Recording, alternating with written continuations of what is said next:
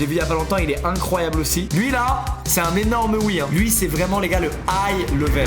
Que des montagnes russes de fou pour les prochaines années. Et en 4ème position, Supersonic 1887. C'est un striker coaster, le même modèle que Voltron à Europa Park, mais avec un plus petit train. La spécificité, c'est qu'on fait le parcours à l'endroit et au bout du parcours, on a une flèche qui nous fait faire le même parcours mais en marche arrière. On a quand même 3 inversions multipliées par 2 avec la marche arrière. Il y a aussi des launches très intéressants. Pareil pour les zones d'éjection. Malheureusement, on a été déçus parce que c'est trop court. 45 secondes en totalité. En plus, c'est bien, il y a un looping comme on a en 2012. Ensuite, en top 3, Project Purple à Six Flags Great Adventure. Je suis français. À Six Flags Great Adventure.